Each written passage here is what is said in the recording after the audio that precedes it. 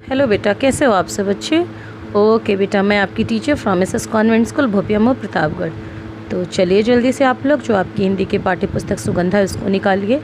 जी हाँ, और उसका जो चैप्टर हम लोग पढ़ रहे हैं भिखारिन, है ना, उस चैप्टर को आगे बढ़ाते हैं। ओके बेटा, और जो हमारे चैनल को देख रहे हैं हमारे चैनल को सब्सक्राइब ज़रूर करें। तो आपने देखा किस प्रकार वो भिखारिन सेठ के पास गई और वो जो बच्चा था भिखारिन के पास जिसको वो अपना बच्चा बोलती थी, वो किसका बच्चा निकला? ये सेठ का बच्चा निकला, है ना। अब देखते हैं आगे की कहानी किस प्रकार जाती है। यस बेटा, सेठ जी की अजीब दशा थी। सेठ जी की जो दशा थी बेटा, हालत क्या थी? ख़राब हो गई थी।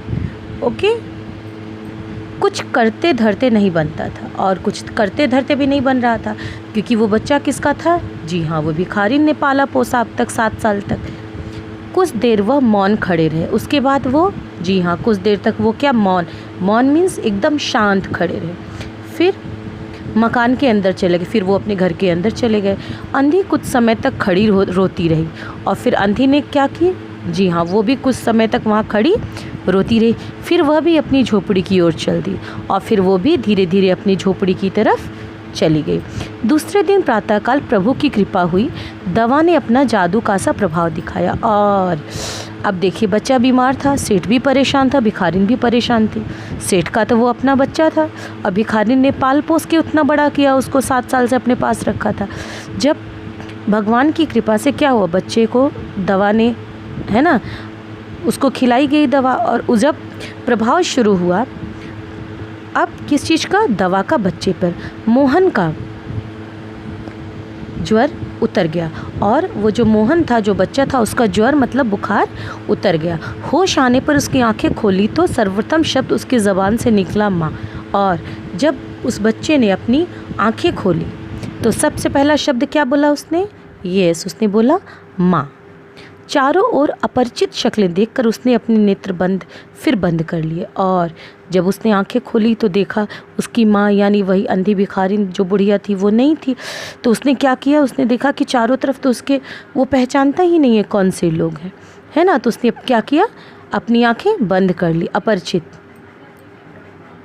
उस समय से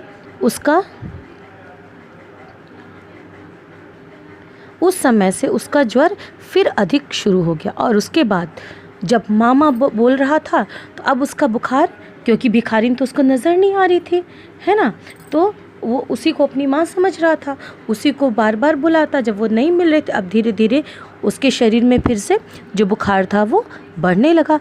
माँ की रट लगी हुई थी और वो माँ लगातार बोले ही जा रहा था। डॉक्टरों ने जवाब दे दिया। अब देखो डॉक्टरों ने क्या किया? जवाब दे दिया। सेठ जी के हाथ पांव फूल गए और चारों ओर अंधेरा दिखाई देने लगा। अब देखिए, सेठ जी के हाथ पैर भी फूलने लगे। सेठ जी तो समझ गए कि लगता है अब मेरा बच्चा मेरे हाथ से गया, है ना। उनके हाथ पैर फूलने लगे और उनके चारों तरफ अंधेरा दिखाई पड़ने लगा। क्या करूं, एक बच्चा है, इतने दिनों बाद मिला भी तो मृत्यु उसको चंगुल में दबा रही है। अब देखो, जो सेठ जी हैं वो क्या समझ रहे हैं? वो बोल रहे हैं कि एक ही बच्चा है और वो भी, जी हाँ, इतने दिन के बाद मिला मुझे, 7 साल बाद मिला और फिर भी देखो इसको क्या है ना, इसको बीमारी ने घेर लिया, अब इसकी मृत्यु इसके करीब है, कैसे बचाऊं? अब सेठ बार बार ये बोल रहा है कि अब मैं किस प्रकार अपने बच्चे की जान बचाऊं। सहसा उन्हें अंधी का ध्यान आया। उसके बाद देखिए बेटा, फिर उनको अंधी का ध्यान आया कि अगर शायद मैं वो जो अंधी भिखारिन है उसको सेठ जी के, उसको उस बच्चे के पास ले जाऊं तो शायद मेरा बच्चा ठीक होने लगे। पत्नी को बाहर भेजा कि देखो कहीं वह अब तक द्वार पर ना खड़ी हो। और फिर सेठ ने क्या किया? अपनी पत्नी को बाहर भेजा कि जाओ देखो क्या बाहर वो अंधी भिखारिन जो बुढ़िया है वो खड़ी है कि नहीं। सेठ जी ने फिटन तैयार कराई और बस्ती से बाहर उसकी झोपड़ी पर पहुँचे और फिर उन्होंने क्या किया? जी हाँ, फटाक से फिटन तैयार कराई और फिर वो जो अंधी भिखारिन थी उसके पास पहुँचे। ठीक है बेटा, बाकी हम लोग नेक्स्ट वीडियो में पढ़ेंगे।